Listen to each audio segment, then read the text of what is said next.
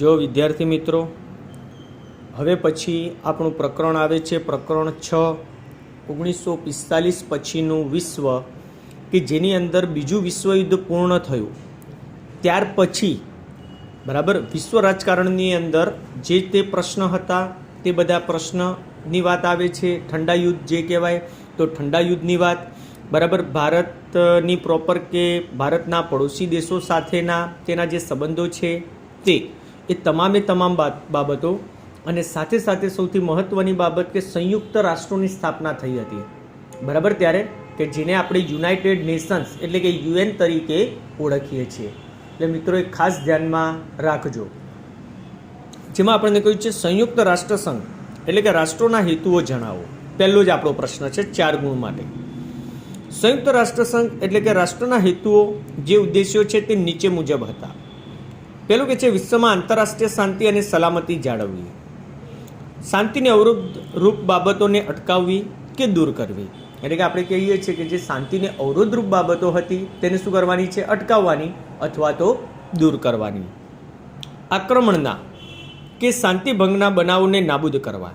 આપણે કહ્યું છે કે આક્રમણના કે શાંતિભંગના જે બનાવો છે બનાવોને નાબૂદ કરવા.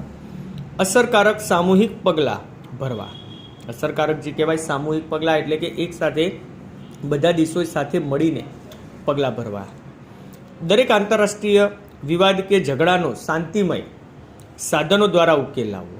એટલે કે કોઈપણ આંતરરાષ્ટ્રીય બાબતોમાં ઝઘડો કે કોઈપણ એવી પરિસ્થિતિ સર્જાય તો તેની અંદર શું કરવાનું છે? શાંતિમય સાધનો દ્વારા તેનો ઉકેલ લાવવો. આત્મનિર્ણય અને સમાન હકના પાયા પર વિશ્વના રાષ્ટ્રો વચ્ચે પરસ્પર મૈત્રીભર્યા સંબંધો વિકસાવવા. બરાબર, કે એક દેશના બીજા દેશ સાથેના જે સંબંધો છે તે કેવા રાખવા? મૈત્રીભર્યા એટલે કે મિત્રતા ભર્યા રાખવાના. અને વિશ્વ શાંતિ જાળવવા માટે યોગ્ય પગલાં ભરવા.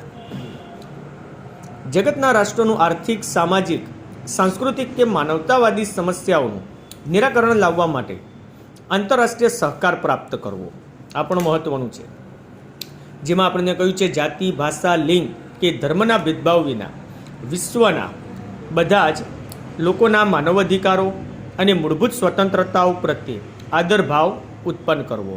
આ પણ મહત્વનું છે કે કોઈપણ વિશ્વના કોઈપણ દેશના હોય જે કોઈપણ જાતિ, ભાષા, લિંગ કે ધર્મ ધરાવતા હોય એમના પ્રત્યે કોઈપણ પ્રકારના ભેદભાવ વિના વિશ્વના બધા જ લોકોના માનવ અધિકારો અને મૂળભૂત સ્વતંત્રતાઓ પ્રત્યે આદરભાવ ઉત્પન્ન કરવો.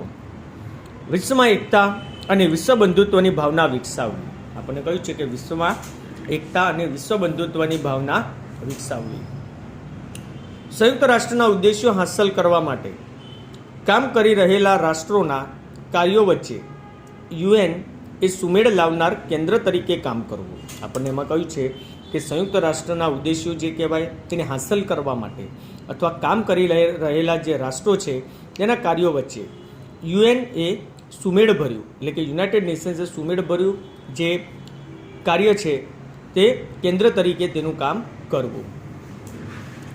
બીજું આપણને કહે છે ઠંડા યુદ્ધના મુખ્ય કારણોની સંક્ષેપમાં ચર્ચા કરો. મીન્સ કે જણાવો. ઠંડુ યુદ્ધ જેને આપણે કોલ્ડ વોર તરીકે ઓળખીએ છીએ ના મુખ્ય કારણોમાં પહેલું છે દ્વિતીય વિશ્વયુદ્ધ પછી ઇંગ્લેન્ડ અને ફ્રાન્સ જેવી મહાસત્તાઓની વિશ્વની નેતાગીરી અમેરિકા અને રશિયાએ લીધી.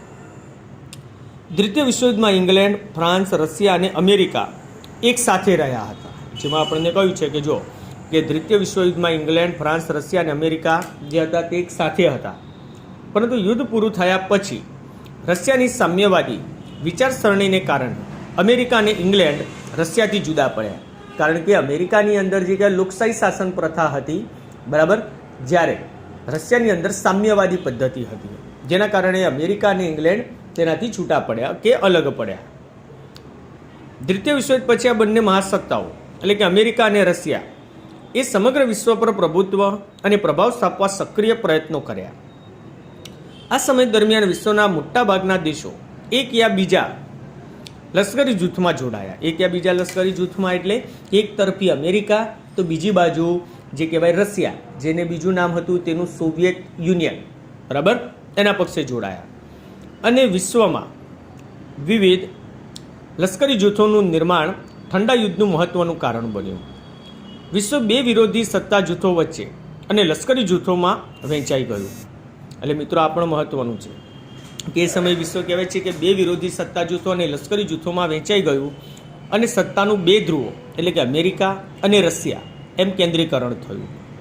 તેથી આ સમયગાળાને દ્વિધ્રુવી વિશ્વ વ્યવસ્થાના ગાળા તરીકે ઓળખવામાં આવે છે. મિત્રો આ પણ ધ્યાનમાં રાખવાનું છે કે જ્યારે વિશ્વ બે સત્તા જૂથોમાં વહેંચાઈ ગયું એટલે કે એક તરફી અમેરિકા અને બીજી બાજુ જે આપણે કહીએ છીએ રશિયા, એ બંને વચ્ચે કેન્દ્રીકરણ થયું અને દ્વિધ્રુવી વિશ્વ વ્યવસ્થાના ગાળા તરીકે એ સમયગાળો ઓળખાય છે. ત્યાર પછી કે છે દ્વિતીય વિશ્વયુદ્ધ પછી આ બે મહાસત્તાઓ વચ્ચે અત્યંત તણાવપૂર્ણ સંબંધો સર્જાયા અને બંને સત્તા જૂથો વચ્ચે અવિશ્વાસ અને અસંતોષનું વાતાવરણ સર્જાયું. કે બંને મહાસત્તાઓ વચ્ચે જે તણાવપૂર્ણ પરિસ્થિતિનું સર્જન થયું અને બંને સત્તા જૂથો વચ્ચે અવિશ્વાસ અને અસંતોષનું વાતાવરણ સર્જાયું. સત્તા માટે ખેંચતાણ અને અત્યંત તંગ પરિસ્થિતિનું નિર્માણ થવાથી આ તબક્કાને ઠંડા યુદ્ધના તબક્કા તરીકે પણ ઓળખવામાં આવે છે. ત્યાર પછી આપણને કહે છે કે ઠંડા યુદ્ધના પરિણામોની સંક્ષેપમાં ચર્ચા કરો. ઠંડા યુદ્ધ એટલે કે કોલ્ડ વોરના પરિણામો જે નીચે મુજબ હતા. ઠંડા યુદ્ધના સમયગાળા દરમિયાન બંને મહાસત્તાઓ અમેરિકા અને સોવિયત યુનિયન અનેક વખત આમને સામને આવી એટલે કે બંને એકબીજાની વિરોધમાં આવીને ઊભી, પરંતુ બંને પાસે પરમાણુ શસ્ત્રો અને દૂરસંચાર મિસાઇલો હોવાથી વિશ્વ ભયંકર મહાયુદ્ધમાંથી બચી ગયું. બંને મહાસત્તાઓ વચ્ચે શરૂ થયેલી શસ્ત્ર સ્પર્ધા પરાકાષ્ઠાએ પહોંચી. ધારો કે બંને દેશો પાસે પરમાણુ હથિયારો હતા જ, પરંતુ જો એનો ઉપયોગ થયો હોત તો કદાચ અત્યારે વિશ્વની જે આપણે કહેવાય કે વ્યાખ્યા એ કદાચ જુદી હોત. દુનિયાના મુખ્ય શક્તિશાળી રાષ્ટ્રો વચ્ચેના આંતર સંબંધોમાં આમૂલ પરિવર્તન આવ્યું એટલે કે બદલાવ આવ્યો. દ્વિતીય વિશ્વયુદ્ધના અંતે જગતમાં અમેરિકા એકલું જ અણુબોમ્બ જેવું વિનાશકારી શસ્ત્ર ધરાવતું હતું. એટલે કે જ્યારે બીજું વિશ્વયુદ્ધ પૂરું થયું બરાબર, એ સમયગાળા દરમિયાન માત્ર અમેરિકા જ જે કહેવાય તે પરમાણુ શસ્ત્ર ધરાવતું હતું. પરંતુ ઈસવીસન 1949માં સોવિયત યુનિયને સફળ અણુ અખતરો કરી પોતાની તાકાતનું પ્રદર્શન કર્યું. બરાબર કે જ્યારે 1945માં બીજું વિશ્વયુદ્ધ પૂરું થયું ત્યાર પછી રશિયાએ પણ પોતાનું અણુ પરીક્ષણ કર્યું જે 1949માં કર્યું હતું અને એને પોતાની તાકાતનું પ્રદર્શન બતાવ્યું. વિશ્વના મોટાભાગના દેશોને એકબીજા પ્રત્યે ભારોભાર અવિશ્વાસ હતો.